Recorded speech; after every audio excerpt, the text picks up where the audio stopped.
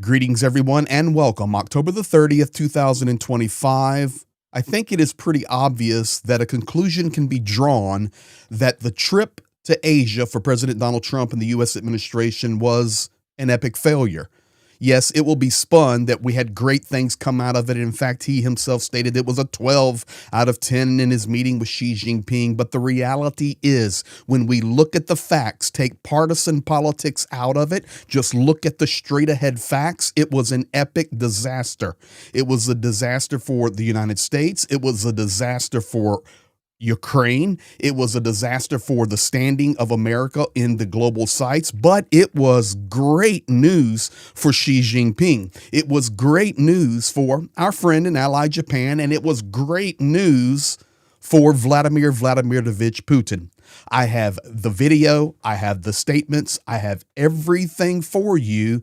In addition to that, one other little tidbit that Russia has pounced on over the last 24 hours. Thank you for being here. Thank you for sharing, liking, commenting, and subscribing. We appreciate each and every one of you. Let's jump straight in. You can see here, you can even tell by the pictures, guys. This was actually a picture from the meeting. Large and in charge, Putin. I agree to that. This is great. Of course, Donald Trump, every meeting is a great. It was a 12 out of 10. Now, let me give you the facts that go along with it. We start with just a look at Japan. The meetings in Japan were fine, and I don't want to get into that. You know, it's an ally, it's a friend. Reuters now reporting Japan Prime Minister pushed back against U.S. request to ban Russian energy import, sources say. But now I have the actual quotes from it. The Prime Minister of Japan rejected the U.S. request to ban imports of Russian LNG. Takaichi asked Trump to understand and forgive. The new Prime Minister of Japan, Takaichi, during a meeting in Tokyo, told Donald Trump that a ban of imports of Russian liquefied natural gas would be difficult for Japan, and Trump needed to understand Japan's energy needs because Russia supplies almost 9% of the LNG to Japan. In addition, Japanese companies Mitsui and Mitsubishi have shares in multiple projects in Russia. So we can check that off. Gas will continue to flow to Japan. Not a good win for the efforts to cripple that economy. Then we move on to this. Donald Trump was on Air Force One, and from here I'm going to move into the actual statements that came out of the Chinese summit, the meeting with Xi Jinping, the summit there. But he made some statements on Air Force One about China and oil, nuclear testing, and in regard to Russia and Ukraine, well, I guess we'll just have to let them fight. We will get to those videos in just a moment. Let me start here. The meeting with China, Trump rated the meeting very good, a 12 out of 10. In April, Trump will go to China, and then Xi will visit the USA. These are the results, guys. High tariffs of 47% on exports from China to the U.S., remain. There was a 10% knock off of the fentanyl because China's going to work on limiting some supplies there. That's number 5. There was a 1-year mini agreement on rare earth minerals that was agreed upon. In addition to that, Trump himself stated, listen, guys, we did not raise the issue of oil supplies from Russia to China. Sir, that is what needs to be done. You've spoken so boldly from the other side of the planet when an ocean is separating you, but you now are face to face and you do not even bring it up. That's a cowardly act if you're supposed to be strongest person on the planet.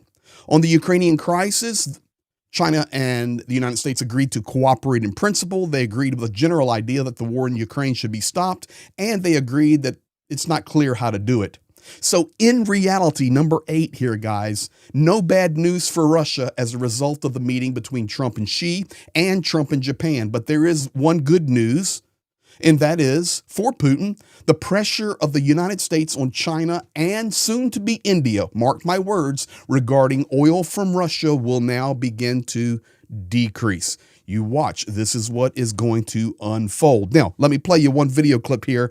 This is Trump on Air Force One. Ukraine came up very strongly. We talked about it for a long time, and we're both going to work together to see if we can get something done. We agree the sides are locked in and fighting, and sometimes you have to let them fight, I guess. Crazy. But he's going to help us, and we're going to work together on Ukraine. There's not a lot more we can do. The oil, he's been buying oil from Russia for a long time. It takes care of a big part of China. And, I can say India's been very good on that front. But we didn't really discuss the oil. Okay, there you have it. I'm not giving you anything but straight facts here. We didn't discuss the oil. So that's the end of the discussion, period. We didn't discuss it. Well, sometimes you just got to let people fight. So we're just going to agree, let Russia and Ukraine continue to fight. And, China just uses a lot of Russian oil. There's nothing I can do about it. There's nothing we can do about it. This is what happened, and this is why I have the title the way it is, the thumbnail the way it is. Now we have to take it a step further because there was another disaster that happened, and it just shows how misinformed the American administration is in regard to things that are happening globally. What am I referring to? It's right here. Dmitry Peskov coming out today and saying someone is very confused. And that is a direct response to Donald Trump late last night tweeting out or truthing out that I have instructed the Department of War to start testing our nuclear weapons on an equal basis. That process will begin immediately. Thank you for your attention to this matter, Donald J. Trump. When that actually came out, I actually had called a friend. I said, this will be used tomorrow against the world, against the Trump administration. Russia will pounce on this instantly, and turned out to be prophetic because here, this is what Trump said even after. I'm going to play that first, and then we'll go to Peskov's statements. Here's Trump's statement. They seem to all be nuclear testing. We have more nuclear weapons than anybody. We don't do testing. We've halted it many years ago. But with others doing testing, I think it's appropriate that we do also. Any details around the testing, sir? Like where, when? It'll be announced. We have test sites. It'll be announced. Okay, so there is the narrative that is happening. You had the tweet, you had him on Air Force One stating it, and here comes Peskov straight back. In his statement, President Trump mentioned that other countries are conducting nuclear weapons tests. But until now, we were not aware that anyone was conducting tests, and if he is referring to the testing of the ballistic missile, that is by no means a nuclear test. All countries are engaged in developing their defense systems, but this is not a nuclear test. And the United States is a sovereign country and has the right to make sovereign decisions. But I would like for everyone to remember President Putin's statement, which has been repeated many times. If anyone deviates from the moratorium, Russia will act accordingly.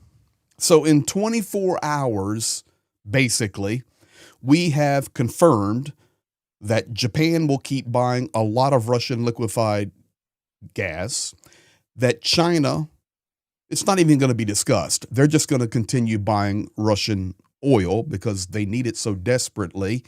And because a knee-jerk reaction happened publicly from Donald Trump after the Budapest test, this gives Putin the hand up. Now he responds back through Peskov and says, we're going to be watching what you're doing. And then we will respond accordingly. An instant flip of the narrative. In addition to that, one last final piece here, Dmitriev speaking today in a Middle East forum about economics. Once again, pushing the narrative. There are lots of false narratives about Russia. One of them is that Russia is somehow isolated. Well, we had historic trade with China at 245 billion, highest than ever before.